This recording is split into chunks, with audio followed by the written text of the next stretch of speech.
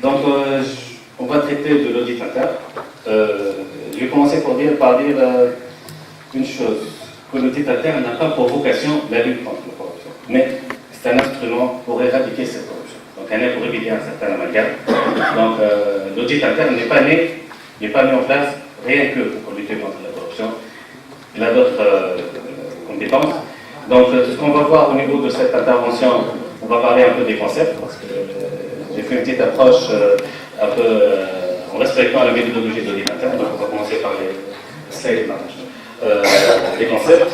On va voir l'audit interne, comment il va lutter contre cette fameuse corruption. On va parler aussi de l'origine de la corruption. Quelles sont les lignes de défense contre la corruption. Il y a une petite conclusion. Mais je vais commencer par une petite citation qui date de novembre dernier de 2015, qui a été faite par Mme Mireille Arnois, c'est la présidente de l'UEFA. C'était le 30 novembre 2015 à Haïti. C'est ce qu'elle a dit. L'audit interne est l'un des piliers de la gouvernance et le travail d'un auditeur interne fait avec beaucoup de courage peut éventuellement changer le destin d'une société. Madame Georgette Jean-Louis, qui est membre du conseil de la Banque de la République de Haïti, a dit l'audit interne pratiqué dans de bonnes conditions dissuade ceux qui pourront céder à certaines tentations. Et à partir de ces deux citations, on va voir ce que l'audit interne va apporter pour lutter contre cette corruption. D'abord, il faut qu'on voit la notion de corruption. C'est quoi la corruption? La corruption vient d'être définie par la décret-loi qui date de 2011. Donc la corruption qui est l'acte d'offrir, donner, recevoir ou solliciter quelque chose pour influencer une décision, obtenir un avantage généralement financier. Donc on a deux types de corruption. On a la corruption active et on a la corruption passive. La corruption active, c'est le fait de proposer ou le fait de céder à une sollicitation ou le fait d'octroyer un avantage indu. Par contre, la corruption passive, c'est le fait d'être corrompu, désigne le fait de solliciter, d'agréer ou de recevoir un avantage indu. Donc, on a un petit revue de la réglementation, parce qu'on doit toujours faire référence à un référentiel. On a le décret-loi 2011-120 qui est relatif à la lutte contre la corruption. Et c'est pour la première fois qu'on définit ce qu'on entend par la corruption. Donc c'est l'article 2 qui l'a défini, l'abus de pouvoir, de l'autorité ou de fonction en vue d'obtenir un avantage personnel. Donc, on parcourt ensuite le code pénal qui a prévu depuis 1913 une liste d'infractions relevant corruption commise par les fonctionnaires publics ou assimilés dans l'exercice ou à l'occasion de l'exercice de leur fonction à l'instar de la corruption, détournement et l'abus de l'autorité. Donc, certes, le code pénal n'avance pas une définition claire et précise, les juristes peuvent le confirmer, de la corruption, mais présente au sein de son article 83 nouveau certaines formes liées à l'exercice de fonctions publiques considérées comme illicites, à savoir tout ce qui est donc promesse, présent ou avantage de quelque nature que ce soit, reçu pour accomplir un acte ou s'abstenir d'accomplir un acte lié à sa fonction. Donc, malheureusement, le code pénal se limite aux actes de corruption qui impliquent uniquement les agents publics et ne prend pas en considération la corruption dans le secteur privé. Donc, c'est un autre domaine qu'on peut débattre. Je vais reprendre un peu la définition qui a été très bien présentée par Madame la Présidente, mais sur d'autres formes. L'audit interne. Donc, l'audit interne, il répond aux besoins de l'entreprise et trouve le dosage adéquat entre, d'une part, l'assurance, le contrôle objectif et indépendant. Donc, le rôle de l'auditeur interne est aussi très, très mal perçu.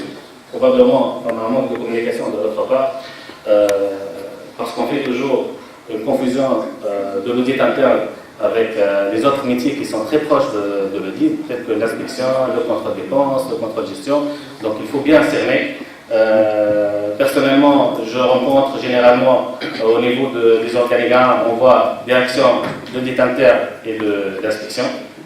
Là, on est en train de tuer cet audit interne parce qu'il faut bien le dissocier. C'est un métier à part, c'est pas de l'inspection, ça n'a rien à voir. On ne peut pas mettre aussi l'hiérarchie laquelle le niveau hiérarchique de l'audit interne, il doit être le niveau le plus haut pour assurer son indépendance, telle qu'a été citée par Madame la Présidente. Donc, l'audit interne, ce qu'il va faire, c'est celui qui va observer, tel qu'a été dit au niveau du sketch, c'est celui qui va observer, qui va analyser, qui va évaluer comment fonctionne notre organisation pour faire des améliorations, des pistes d'amélioration continue de notre système de contrôle interne. Il n'y a pas un responsable du contrôle interne, on est tous responsables du contrôle interne, mais le garant du bon fonctionnement de ce contrôle interne, c'est l'auditeur interne.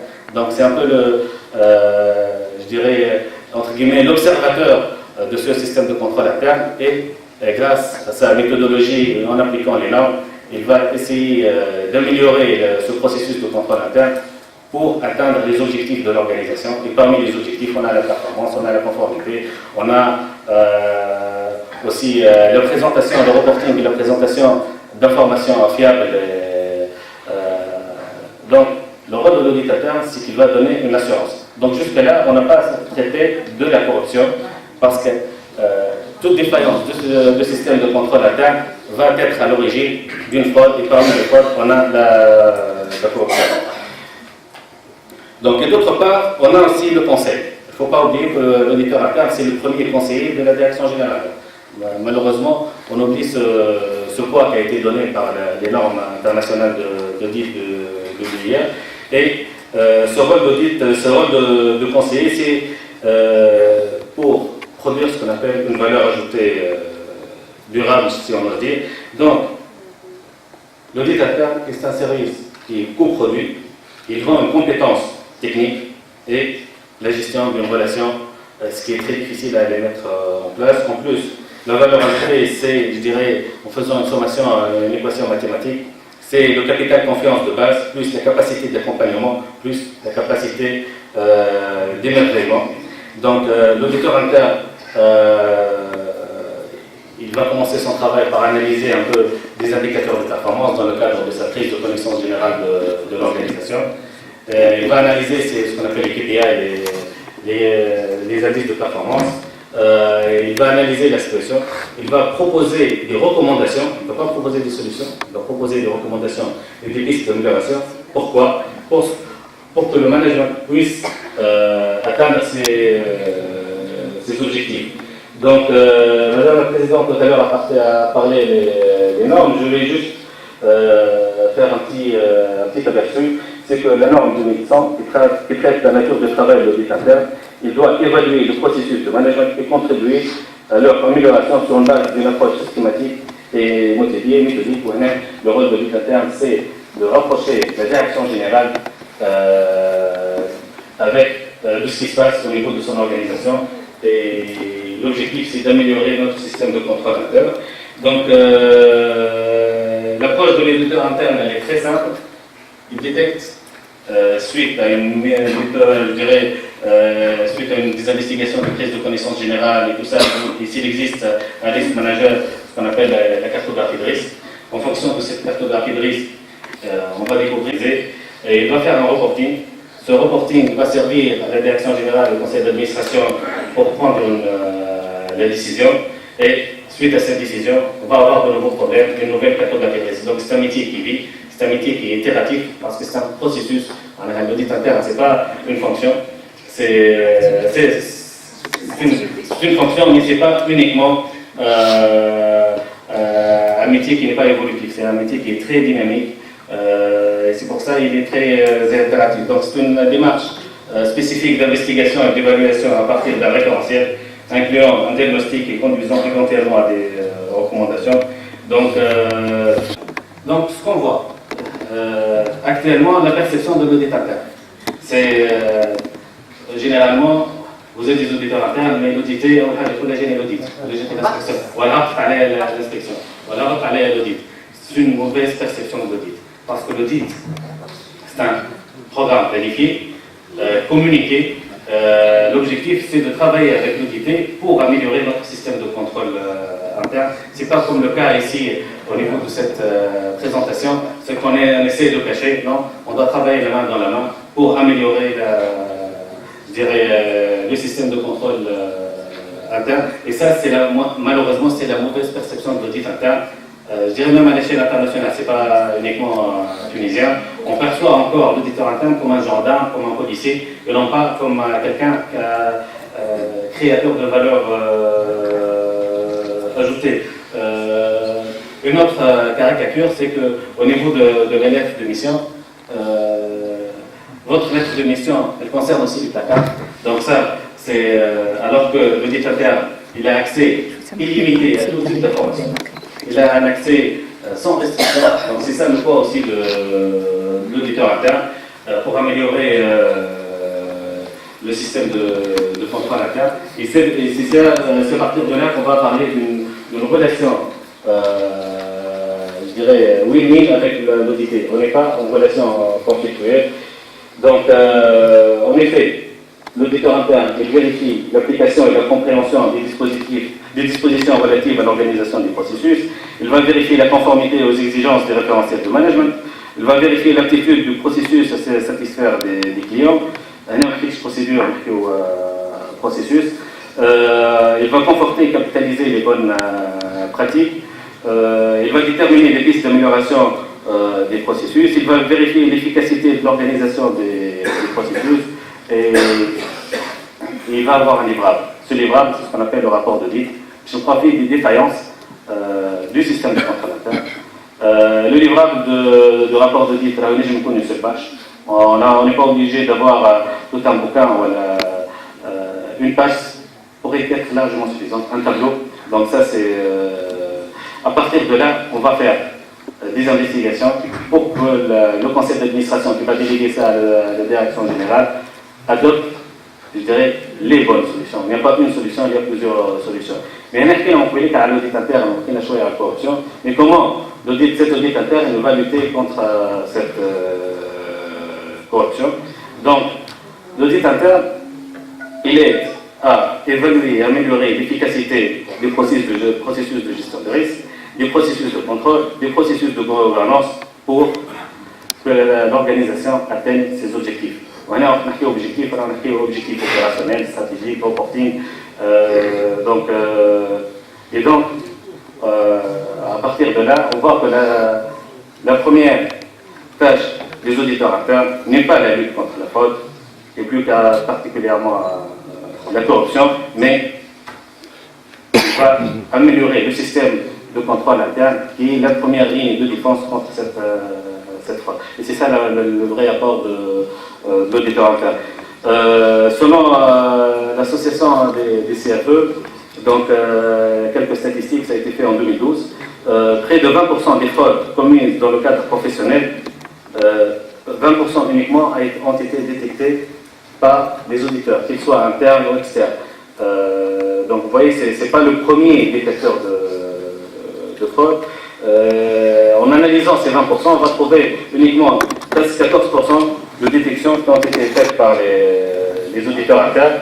Les auditeurs externes ne détectent que 4,6%. La revue du management, elle détecte presque plus que 15% des cas de fraude et de corruption. Donc, l'audit interne est une fonction d'évaluation du contrôle interne indépendant exercée au sein de l'entreprise pour assister les responsables et leur permettre d'avoir une meilleure maîtrise de leur activité. Donc, la finalité de l'audit interne est l'amélioration continue du contrôle interne. Comme on l'a dit, c'est la première ligne de défense. On a juste un petit rappel, parce que la nouvelle définition du contrôle interne vient de faire une petite mise à jour qui suite à l'adoption de la nouvelle version du COSO 1. Donc, vous l'aurez au niveau du... vous aurez le document. Donc, l'auditeur interne, vu qu'il a une vision globale et approfondie de l'organisation, et il a un droit de contrôle sans restriction, et il a un éventail de missions qui sont très larges, donc il se construit au fil du temps une vue très claire, précise et détaillée de l'organisation, de son fonctionnement et de ses dysfonctionnements. Donc, en matière de lutte contre la fraude, donc le contrôle interne central, donc selon les statistiques qu'on a de la CFE, le manque de contrôle interne est considéré comme le facteur principal de la fraude et plus précisément de la corruption. Quelques statistiques, par exemple, dans les organisations de moins de 100 personnes, 47% des cas de fraude révélés sont justement dus à une absence de contrôle suffisant et dans les organisations en plus que 100 employés, ce chiffre il tombe à 33,7. Donc, les organisations qui ont été victimes de fraude ont ensuite mis en place des mesures correctives. Ou les mesures correctives touchent essentiellement le système de contrôle interne. Donc, on a une augmentation des séparations des tâches dans 61% des cas, l'amélioration du revue du management dans 50% des cas, l'utilisation d'audits surprises dans 22% des cas, et aussi la sensibilisation et la formalisation sont également toujours envisagés comme des mécanismes essentiels en matière de lutte contre la fraude, et cela quel que soit le niveau hiérarchique du collaborateur. Donc, il y a une étude qui a été faite en 2014 par PwC, donc, qui parle de la corruption à l'échelle internationale. Elle est disponible sur Internet, mais je vais revenir sur l'origine de la fraude. Donc, l'origine de la corruption. Le principe, l'individu il n'est pas criminel, ça c'est le principe de base. Il le devient en fonction d'un simple calcul avantage-coût. Le corrompu, mais il a une pression, on va le voir rapidement le terme de fraude, mais il le devient. Donc en tant qu'auditeur interne, on va agir sur je dirais, les risques potentiels pour qu'il puisse passer à l'acte. Donc c'est ça notre rôle en tant qu'auditeur interne. Donc, entreprendre une action malhonnête résulte ainsi d'un arbitrage entre trois dimensions pondérées par l'attitude face au risque de l'individu. C'est le gain attendu de l'action, sur corruption en chantier. Donc, la probabilité d'être repéré, ou à la contrôler, ou à la détecter, le fraudeur il va faire une évaluation. On a une défaillance au niveau du système de contrôle interne. Personne ne va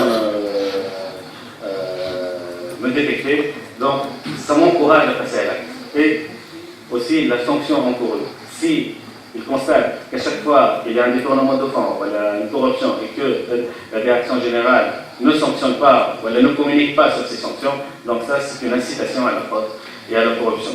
Donc la corruption, elle naît d'une intention humaine, elle se modifie constamment et évolue. Donc ce qui fait un crime particulièrement difficile à contrôler. Donc la détection des corruptions et l'atténuation de leurs effets constituent donc une préoccupation constante de l'organisation, mais à la différence d'autres aussi formes de fraude, la corruption n'est pas une perversion. Tout humain est corruptible. Ça, c'est les sociologues de l'anglais. Il suffit d'y mettre le prix ou de trouver le bon vecteur. Donc, il s'agit donc d'empêcher une nature humaine de s'exprimer. La répression à elle seule ne suffit plus, elle est insuffisante. Et on doit passer sur la prévention et qui est essentiel grâce à un bon système de contrôle interne. Et qui est le garant de ce bon système de contrôle interne, c'est l'auditeur interne. Donc, une brève présentation parce que Mme Saïd doit accéder un peu par le temps.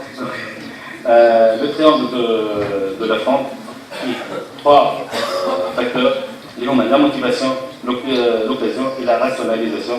Donc, généralement, lorsqu'on a un stress économique, lorsqu'on n'est pas motivé, voilà, on rate une promotion, voilà, parfois, en formation, voilà, en déplacement à l'étranger.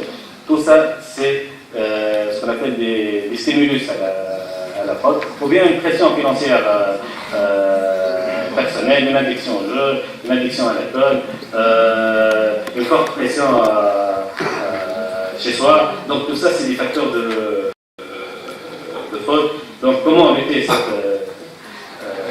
contre cette corruption, cette fameuse corruption, c'est de mettre en place un bon système de contrôle interne qui est actualisé et mis à jour grâce à l'intervention de l'audit interne. Donc on va voir un peu les lignes de défense contre cette corruption.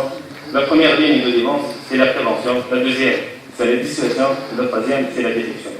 On a une prévention qui, derrière la pièce maîtresse, on va trouver trois axes. Le contrôle interne, l'éthique et ce qui est formation et communication et le rôle aussi de ressources humaines. Madame Lebel tout à l'heure a parlé du code de déontologie, du code d'éthique et tout ça, c'est primordial. Ce n'est pas uniquement un domaine à la mode, mais c'est primordial pour lutter contre la fraude, et plus précisément la corruption. C'est l'aspect culturel qu'on doit mettre en place au niveau de nos organisations. Mais la dissuasion aussi, elle est très importante. Il faut empêcher la corruption de se produire en faisant apparaître que les contrôles sont faits. Donc vous voyez, il y a des audits, il y a des inspections, il y a aussi de la communication. Donc alors, le rôle de l'auditeur interne, il va veiller au bon fonctionnement du contrôle interne, mais aussi il va intervenir en cas de fraude. Pour un aliment remarqué, le cas d'intervention de l'auditeur interne en situation de fraude. Je mets l'accent aussi sur le reporting parce qu'il est très très intéressant que le reporting soit fait à temps. Et on a le décret loi de 2011 sur la corruption et on est tenu de faire un reporting en cas de détection de fraude. Donc,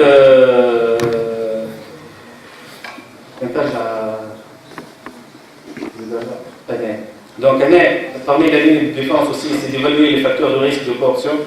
On va agir sur l'opportunité. Donc,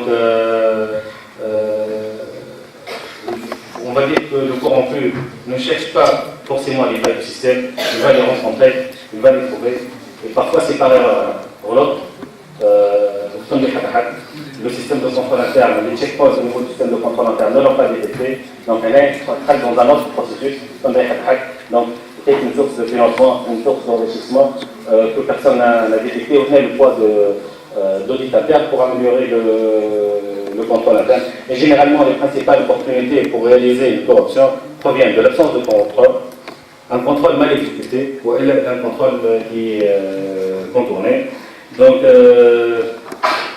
on va essayer de passer. L'autre chose, c'est aussi la rationalisation de l'acte du corrompu. Il va, entre guillemets, légitimiser son acte.